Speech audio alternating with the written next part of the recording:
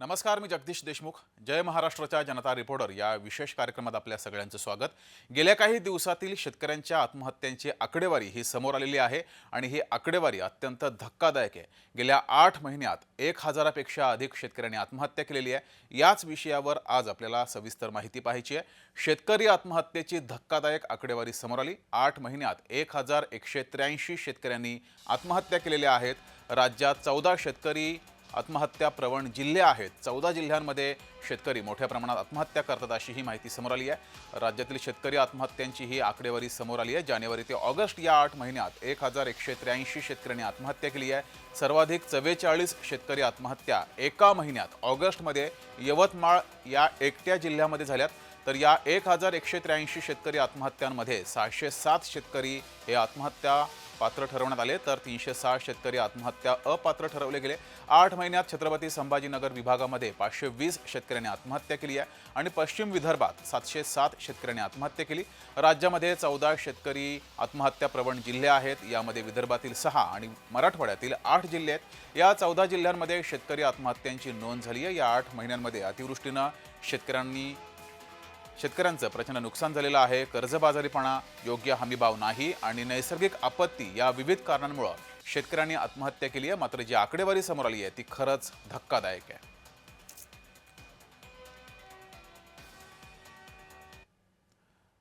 तर इथला आढावा घेतलाय आमचे प्रतिनिधी प्रमोद पानबुडे यांनी इथल्या शेतकऱ्याच्या बांधावर जाऊन हा आढावा घेतलाय, तो पाहूयात. राज्यामध्ये आतापर्यंत 1183 शेतकऱ्यांच्या आत्महत्या झालेल्या आहेत. आत्महत्येचं मुख्य कारण आहे शेतीमधील पिके कधी निसर्ग साथ देत नाही तर कधी उत्पन्न होत नाही. यामुळे शेतकऱ्यांच्या मोठ्या प्रमाणात आत्महत्या होते. यावर्षी दुबार पेरणी सोयाबीन पिकाची झाली, तशीच कपाशी सुद्धा झाली. त्यामुळे शेतकऱ्यांना परत कर्ज घेऊन हे दुबार पेरणी करावी लागली. त्यातच आता निसर्गाने सोयाबीनवरती येलो मोजॅक नावाचा प्रादुर्भाव दिसून येत आहे. त्यामुळे शेतकऱ्यांवर परत आत्महत्या करण्याची वेळ आल्याचे चित्र दिसून येते. आपण दृश्यामध्ये बघतोय की सोयाबीनचं पीक आहे ते पूर्णपणे पिवळं पडलेलं आहे. आता हे पिवळं पडून सोयाबीन खराब होण्याच्या मार्गावर आहे. एकंदरीत शेतकरी शासनाकडनं नुकसान भरपाई देण्यात यावी अशी मागणी करत आहे, परंतु अजूनपर्यंत शासनाकडून पंचनामे तसेच नुकसान भरपाईसाठी कोणतंही ठोस पाऊल उचललं गेलेलं नाही आहे. शासन नेमकं कधी ठोस पाऊल उचलते हेच पाहणं महत्त्वाचं ठरणार आहे. प्रमोद पानबुडे, जय महाराष्ट्र वृत्तवाहिनी, वर्धा. तर यावर काही संतप्त राजकीय प्रतिक्रिया सुद्धा समोर आलेल्या आहेत. ओला दुष्काळ अजूनही कायम आहे असं असताना सुद्धा ते कर्जमाफीबद्दल निर्णय घेऊ शकत नाहीत. त्यामुळं आत्महत्या होत आहेत शेतकऱ्यांमध्ये आपल्याला दिसत आहे. गरीब मेला तरी चालतो, या देशामध्ये श्रीमंतांना मात्र ठेचही लागू देणार नाही अशी भूमिका सरकारची आहे, अशी प्रतिक्रिया प्रहार पक्षाचे अध्यक्ष माजी मंत्री बच्चू कडू यांनी दिलेली आहे. त्यांच्यासोबत बातचीत केली आहे आमचे प्रतिनिधी सुरेंद्र आकोडे यांनी, ती पाहूयात. शेतकरी कर्जमाफीवरून सातत्यानं सरकारला वेठीस धरणारे प्रहार संघटनेचे अध्यक्ष तथा माजी मंत्री बच्चू कडू माझ्यासोबत आहे. भाऊ, एकंदरीत जर बघितलं तर महाराष्ट्रामध्ये गेल्या 8 महिन्यामध्ये तब्बल 1183 शेतकऱ्यांनी आत्महत्या केली. यामध्ये जर बघितलं तर मराठवाडा आणि विदर्भातले 14 जिल्हे आहेत.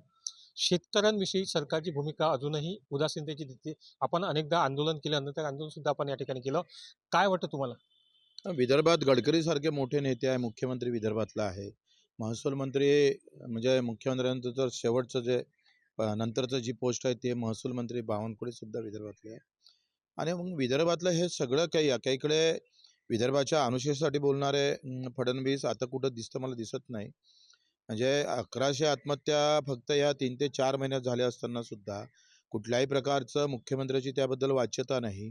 उलट ते असं म्हणतात का दुष्काळ पडल्यावर आपण माफ करू. ओला दुष्काळाचं सावट अजूनही कायम आहे. आणि असं असताना सुद्धा ते कर्जमाफीच्या मुक्तीबाबत असेल, MSP बाबत असेल, आज सोयाबीनचे भाव 3,500 रुपये आहे. 5,000 ₹5,500 रुपये हमी भाव या सोयाबीन उत्पादक शेतकऱ्याला भेटेन का?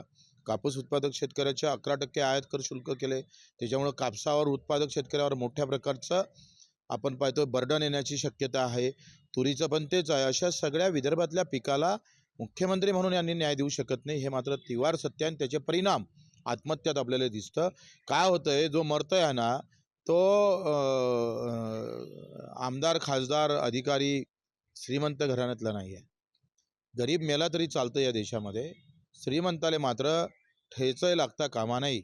ही जी मानसिकता आहे त्याचा परिणाम म्हणजे आत्महत्या दिसतं. एकंदरीत बघितलं तर शेतकरी आत्महत्या घडण्यामध्ये अनेक वेगळे कारणं सुद्धा आहेत. अशा परिस्थितीमध्ये नेमकं सरकारनं कुठल्या उपाययोजना केलेल्या पाहिजे जेणेकरून शेतमाते कर्जमाफी हा मुद्दा तर आहेच, मात्र उपाययोजना कुठल्या केल्या पाहिजे जेणेकरून कर्जमुक्ती करणं तातडीची गरज आहे, ते एमर्जन्सी आहे. दुसरं हमीभावाची गॅरंटी घेतली पाहिजे. पूर्ण जितका हमीभाव आहे त्या हमीभावात सगळी खरेदी केली पाहिजे. दुसरं आम्ही जे सांगितलं का पेरणी ते कापणीपर्यंत सगळे कामं एमआरजीएसमध्ये केले पाहिजे. आज पेरणी ते कापणीपर्यंत जर कामं एमआरजीएसमध्ये केले तर भाव नाही भेटला तरी उत्पादन खर्च कमी होईल. म्हणजे नुकसान भरपाई जरी झाली, नुकसान जरी झालं तर त्याचं अधिक नुकसान जास्त होणार नाही. मग ही सगळी काळजी घेणं फार गरजेचं आहे. आज शिक्षण महाग झालं, तुमचं आरोग्याच्या सुविधा महाग झालेल्या आहे. शिक्षणामध्ये विषमता आहे, आरोग्यामध्ये विषमता आहे. श्रीमंताचं आरोग्याची सेवा वेगळी, गरिबाची वेगळी, शिक्षणाचे तेच हाल आहे. तो चौफेर पिळल्या जातं ना, प्रशासन लुटतं ते वेगळं.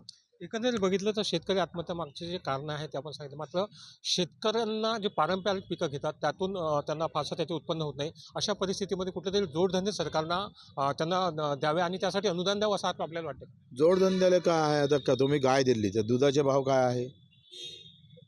हे माझं म्हणणं आहे का कुठल्याही देशातला कुठलाही शेतकरी हा सबसिडीशिवाय जगतच नाही. अमेरिकेमध्ये 60% बजेटच्या 60% खर्च हा शेतीवर होतं आणि त्याचा कायदा करून घेतलेला आहे. तेच आपण इथं भूमिका घेणं गरजेचं आहे. सबसिडीशिवाय तो जगूच शकत नाही. शेतकरी असेल, मजूर असेल, ते केलंच पाहिजे. निश्चितच सरकारने खरं तर शेतकरी आत्महत्या रोखण्यासाठी सरकारने पॉझिटिव्ह पावले उचलून त्यांच्यासाठी विशेष पॅकेजची घोषणा देखील करण्यात यावी अशी प्रतिक्रिया जी आहे प्रहार संघटनेचे अध्यक्ष बच्चू कडू यांनी या ठिकाणी दिली. अमरावती कॅम्पस सागरसह सुरेंद्र कुमार आखोडे, जय महाराष्ट्र न्यूज. तर भाजपाचे खासदार अनिल बोंडे यांची ही प्रतिक्रिया समोर आली आहे. कृषी मंत्र्यांनी आत्महत्याग्रस्त शेतकरी जिल्ह्यात जाऊन शेतकऱ्यांसोबत संवाद साधावा. भाजपाच्या जाहीरनाम्यात शेतकरी कर्जमाफीचा मुद्दा होता असं देखील अनिल बोंडे यांनी विधान केलंय. त्यांच्यासोबत बातचीत केली आमच्या प्रतिनिधींनी, ती पाहूयात. महाराष्ट्रामध्ये गेल्या 8 महिन्यामध्ये तब्बल 1183 शेतकऱ्यांनी आत्महत्या केल्या आहेत. एकंदरीत जर बघितलं त्यामध्ये मराठवाडा आणि विदर्भातल्या 14 जिल्ह्यांचा समावेश आहे. असं असताना देखील सरकार जे आहे ते शेतकऱ्यांच्या बाजूने उभं राहत असं चित्र दिसतं. कारण की गेल्या निवडणुकीपूर्वी भाजपच्या राजीनाम्यामध्ये शेतकऱ्यांच्या हिताचे मुद्दे होते, कर्जमाफीचा मुद्दा होता आणि याच विषयावर बोलण्यासाठी माझ्यासोबत अमरावतीचे राज्यसभेचे खासदार अनिल बोंडे आहेत. हो, काय सांगाल? एकंदरीत बघितलं तर भाजपचा राजीनामा तेव्हाचा होता की शेतकऱ्यांच्या हिताचा होता, संपूर्ण कर्जमाफी देणे असंही त्या जाहीरनाम्यामध्ये म्हटलं गेलं. मात्र त्यानंतर सरकारची भाजपची कुठेतरी भुमजाची भूमिका आहे त्याकडे दिसते. भारतीय जनता पक्षाच्या जाहीरनाम्यामध्ये कर्जमाफीचा मुद्दा होता आणि ती कर्जमाफी निश्चितच होणार आहे. काही विलंब होतो आहे, परंतु त्यासोबतच शेतकऱ्यांना दिलासा देण्याकरता प्रधानमंत्री नरेंद्रजी मोदी यांचं किसान सन्मान निधी ते 6,000 तर होतातच, परंतु माननीय मुख्यमंत्री देवेंद्र फडणवीस यांच्या माध्यमातून नमो किसान सन्मान निधीचे सुद्धा 6,000चा हप्ता तो देण्यात आलेला आहे. शेतकऱ्यांचा माल खरेदी व्हावा, कापूस CCIच्या मार्फत खरेदी व्हावं आणि सोयाबीन आणि तूर ही सुद्धा खरेदी व्हावी. मागच्याही वर्षी झाली आणि यावर्षीसुद्धा खरेदी करण्यासाठी आताच मी पाहिलं की पणन मंत्री रावळ साहेबांनी तातडीनं बैठक घेतली आणि दसऱ्यापासून ते सुद्धा सुरू होणार आहे.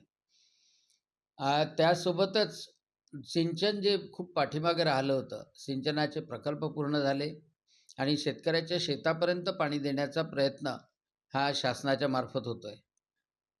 यांत्रिकीकरण असो किंवा ठिबकवरची सबसिडी असो किंवा संकट काळामध्ये शेतकऱ्याला करण्यात येणारी मदत असो, या सर्व बाबीमध्ये गेल्या 1 वर्षापासून या सरकारमध्ये आपण पाहतो आहे की सरकार कुठेच पाठीमागे नाही. परंतु असंही असताना सुद्धा शेतकऱ्यांच्या आत्महत्या होतात आहे, ही निश्चितच खरी बाब आहे.